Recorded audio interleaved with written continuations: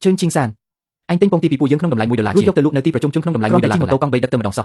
cho hai đợt ban chị anh chùm nén tràn mà lấy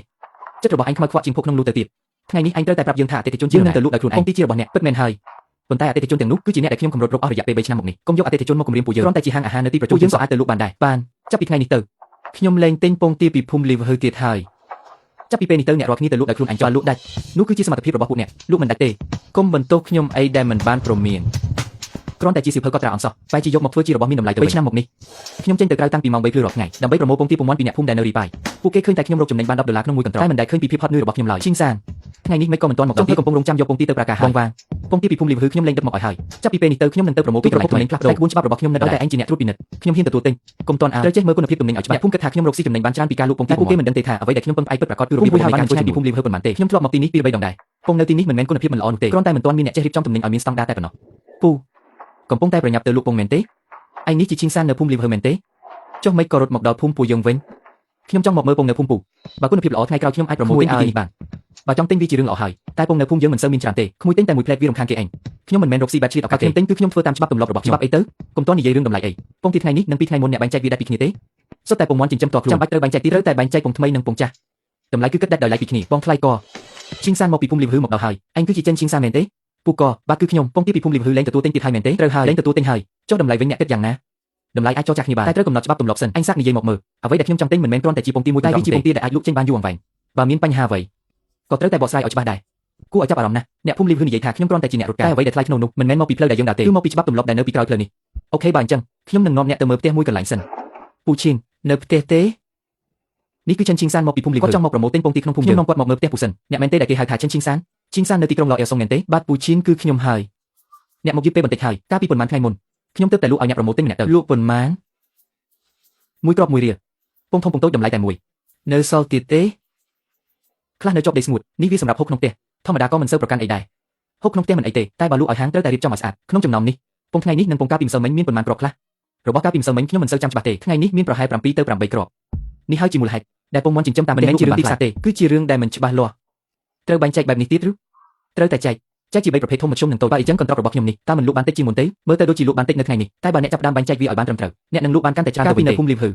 អ្នកប្រមូលទិញបែបនេះមែនទេមែនហើយដំបូងពួកគេក៏មិនព្រមដែរតែក្រោយមកឃើញថាពងមាន់នីមួយសុទ្ធតែមានទីផ្សារពួកគេចាប់ផ្ដើមសាំនឹងចុះថ្ងៃនេះអ្នកប្រមូលទិញដែរឬទេប្រមូលពងមាន់ណាដែលដាក់ចូលក្នុងកន្ត្រកត្រូវដាក់ក្នុងកន្ត្រកចំណែកពងតូចដាក់ក្នុងកន្ត្រកតូចអ្នកសម្រេចចិត្តដោយខ្លួនឯងទៅគេនិយាយច្បាស់បែបនេះហើយក៏គណនាថ្លៃដើមបានច្បាស់លាស់ដែរយកពងបើអញ្ចឹងថ្ងៃនេះខ្ញុំចង់ធ្វើតាមរបៀបដែលអ្នកបានប្រាប់ការលក់ពងទាពងមាន់មិនបាច់ធ្វើឲ្យស្មុគស្មាញដូចរឿងធំដុំនោះទេ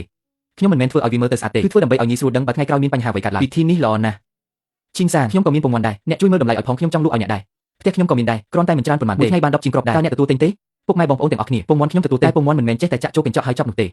េបើអញ្ចឹងអ្នកចង់ឲ្យយើងធ្វើបែបណ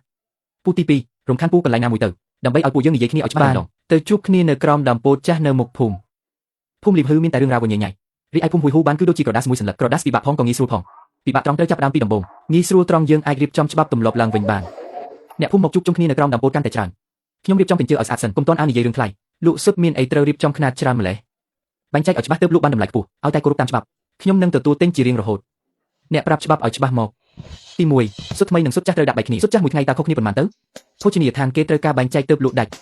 ់ទី2ត្រូវបែងចែកពងទាធំតូចចេញពីគ្នាបើលក់ពងទាតូចតាមមិនខាតទេបែងចែកលក់បែបនេះទើបចំណូលនឹងនៅជាង7ថ្ងៃដំបូងត្រូវទូទាត់រាល់ពេលដំណើរការទៅស្រួលបួរសឹមទូទាត់3ថ្ងៃម្ដងចុះបើលក់មិនចេញធ្វើម៉េចទៅរឿងនោះទុកជាភារកិច្ចរបស់ខ្ញុំច្បាប់នេះក៏អនុវត្តលើរូបខ្ញុំដូចគ្នាតែថ្លៃលក់នឹងផ្លាស់ប្ដូររាល់ថ្ងៃមែនទេថ្លៃតាមថ្ងៃជាក់ស្ដែងកត់ត្រារាល់ថ្ងៃអ្នកណាដែលយល់ថាវាមិនសមរម្យគឺមិនចាំបាច់លក់ឲ្យខ្ញុំទេបរិមាណលក់ពីមួយថ្ងៃទៅមួយថ្ងៃតាមការណែនាំរបស់អ្នកហើយសូមបញ្ជាក់ឲ្យច្បាស់ពងទាទាំងនេះគឺបានមកពីចំណែកឯទាំងនោះគឺមកពីសៀមម្សិលមិញមិនអីទេបានគិតតែថ្លៃបាយក៏បានដែរចាប់ពីពេលនេះទៅសុទ្ធរបស់ផ្ទះខ្ញុំប្រគល់ឲ្យអ្នកហើយសុទ្ធទាំងនេះអ្នករៀបចំយកទៅផ្ញើនៅណាខ្ញុំនឹងយកទៅផ្ញើនៅភោជនីយដ្ឋានប្រសិនបើគេបានទទួលយកនោះទីផ្សារនឹងបាត់ទូរីហើយព្រឹកអ្នកនៅតែមកទៀតមែនទេមកចាប់ពីពេលនេះទៅរាល់ព្រឹកខ្ញុំនឹងទៅភូមិហ៊ុយស៊ូហ្វីនមុនអញ្ចឹងពួកយើងក៏ចង់ដឹងដែរតែច្បាប់របស់អ្នកនេះអាចលក់សុទ្ធបានពិតមែនឬអត់ក្រោយមកទៅខ្ញុំដឹងបន្ទាប់ពីខ្ញុំទៅពួកគេក៏មិនទំនេរដែរបើឈីងសានមិនប្រមូលទិញពួកយើងប្រមូលទិញខ្លួនឯងគេអាចលក់ដាច់ពួកយើងក៏អាចលក់បានដូចគ្នាលក់គឺលក់បានពិតមែនយើងត្រូវតែរៀនពីរបៀបធ្វើដូចលោកចេនឈីងសានអាចលក់បានគ្រប់កន្លែងទាំងភោជនីយដ្ឋាននិងហាងគុយទាវគួយឡានតើត្រូវបែងចែកវាដែរទេហាងអាហារសម្រន់គេត្រូវការតែពងមាន់ស្រស់ប្រចាំថ្ងៃមិនមែនពងមាន់យើងចិញ្ចឹមខ្លួនឯងចាំបាច់ត្រូវរឿងអាំងវិញលេះពេលលក់មានអ្នកណាមកសួរនាំដល់ថ្នាក់ហ្នឹងពីក្របនេះវាប្រេះបន្តិចហើយ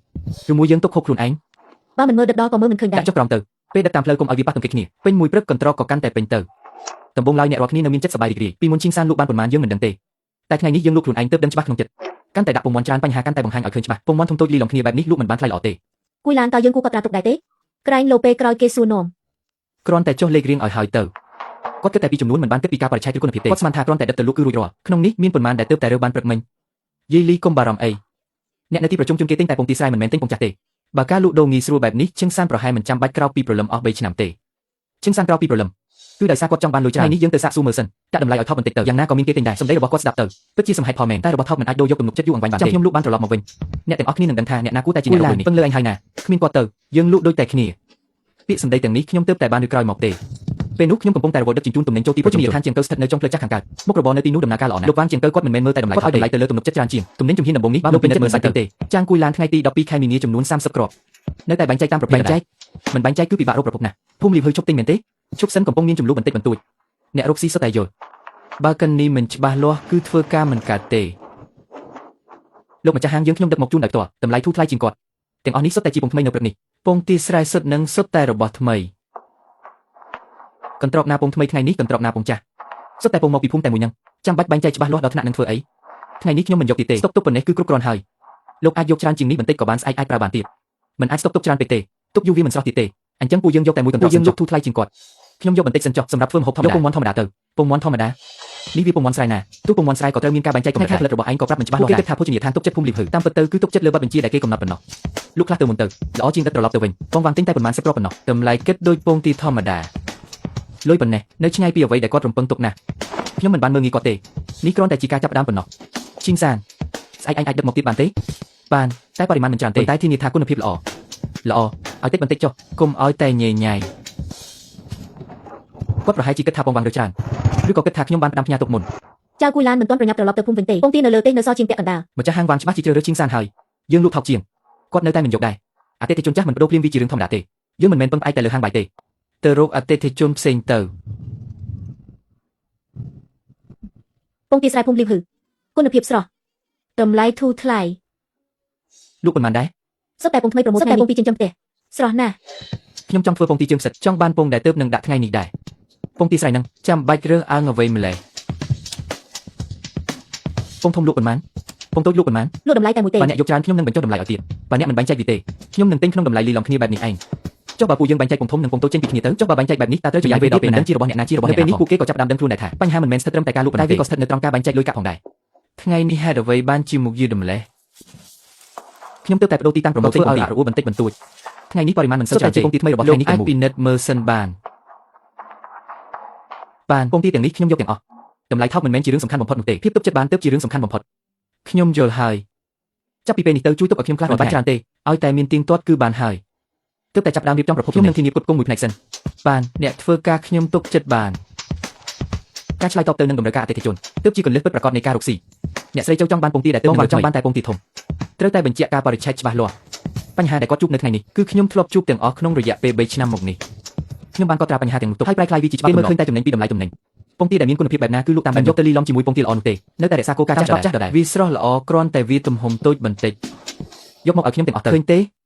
ប្រាក់ចំណេញមិនសូវបានប៉ុន្មានទេតែការទំនាក់ទំនងវាមានភាពរលូនមួយព្រឹកបានកន្លងផុតទៅពួកគេប្រហែលជាយកខ្លះហើយការលក់ថោកមិនមែនជាសមត្ថភាពទេការធ្វើឲ្យគេទុកចិត្តទើបជាសមត្ថភាពពិតប្រាកដព្រឹកបន្ទាប់ភ្លៀងចាប់ដើមធ្លាក់ចុះមក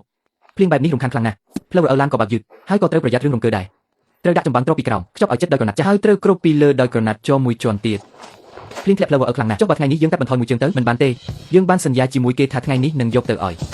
ឯងនេះណាបើបានសន្យាហើយគឺត្រូវតែធ្វើឲ្យបានរឿងអាហារហ្នឹងខកខានតែម្ដងគឺគេលែងជឿជាក់ហើយកុំគិតតែពីរឿងចំពោះមុខអី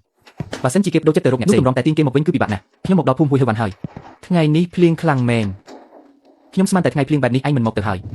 យបានសន្យាថាមកគឺត្រូវតែមកថ្ងៃភ្លៀងបែបនេះត្រូវតែប្រយ័ត្នរឿងពងទីឲ្យសម្បកខាងក្រៅវាសាមបើវាសាមក៏កុំទុកឲ្យវាស្អប់ស្នាក់មួយមកកុំប្រជ្រៀតគ្នាទុកឲ្យជាងសានជាអ្នកបែងចែកពូទី2មើលទៅលើអញហាក់ដូចជាមនុស្សរបស់គាត់ទៅហើយខ្ញុំគិតថាតើការងារនេះអាចធ្វើឲ្យអ្នកភូមិរកលុយបាននឹងណដែរទេបរិមាណថ្ងៃនេះច្រើនជាងម្សិលមិញសរុបទាំងអស់ប្រមូលបាន300ជាងផ្លូវពេលភ្លៀងបែបនេះពិបាកដែរឯងមកទាន់ពេលវេលាមែនទោះមិនទាន់ក៏ត្រូវតែប្រញាប់ដែរភោជនីយដ្ឋានគេត្រូវការប្រើតាមផ្លូវទៅដោយប្រយ័ត្នប្រយែងផងឲ្យតែប្រញាប់ពេករហូតជួបបញ្ហាបងឈីងសានម្ចាស់ហាងនៅបារម្ភថាបងមកយឺតទៀតកុំបារម្ភអីមិនយឺតទេផ្លូវពិបាកដើរទេក៏គ្រាន់បើដែរពងទីថ្ងៃនេះគុណភាពល្អណាស់បានមកពីភូមិហួយស៊ូហ្វានខ្ញុំនឹងទុកកូតាធំឲ្យបងមុនដឹងទេថាខ្ញុំត្រូវការអ្វីខ្លាំងបំផុតទៅមុខទៀតបងនៅតែជាអ្នកគ្រប់គ្រងចម្បងរបស់ខ្ញុំបរិមាណមិនច្រើនតែត្រូវតែមានស្ថិរភាពឲ្យតែខ្ញុំដឹកមកគឺដឹកតាមច្បាប់ទម្លាប់ពាក្យមួយឃ្លានេះមានតម្លៃជាងប្រាក់បន្តិចបន្តួចទៅទៀតខ្ញុំបារម្ភថាពេលភ្លៀងបែបនេះអ្នកមកមិនរួចនេះជាពងទីថ្មីដែលបានសន្យាជាមួយអ្នក ចាប់ពីពេលនេះទៅជារៀងរាល់ថ្ងៃគឺ60គ្រាប់អាចគ្រប់គង់បានទេសូមធានា40គ្រាប់សិនចាំមើលពីថ្ងៃទៀតសិនចាំដំឡើងចំនួនតាមក្រោយអ្នកមិនសន្យាផ្ដេសផ្ដាស់ទើបខ្ញុំហ៊ានទុកចិត្តរកស៊ីកុំខ្លាចបរិមាណតិចខ្លាចតែពាក្យសន្យាដែលធ្វើមិនបាន ការលក់ដូរមិនសូវដាច់ទេភូមិជួរថ្ងៃនេះមិនបានដឹកមកគេថាចាំថ្ងៃក្រោយភ្លៀងរងសិនពងទាកាពីម្សិលមិញលក់មិនអស់ផងថ្ងៃនេះនៅសល់ខ្លះទៀតហើយ នោះគឺជាជំរឿនរបស់ពួកគេរឿងខ្លះត្រូវតែឲ្យពួកគេគិតលេខដោយខ្លួនឯងមិនចម្លែកទេដែលម្ចាស់ភោជនីយដ្ឋានទុកចិត្តអ្នកការធ្វើដំណើរពេលភ្លៀងធ្លាក់បែបមិនមែនអ្នកណាក៏ព្រមទៅដែរការព្រមទៅគ្រាន់តែជាជំហានដំបូងប៉ុណ្ណោះពេលទៅដល់ហើយត្រូវតែធានាថាគុណភាពល្អទៀត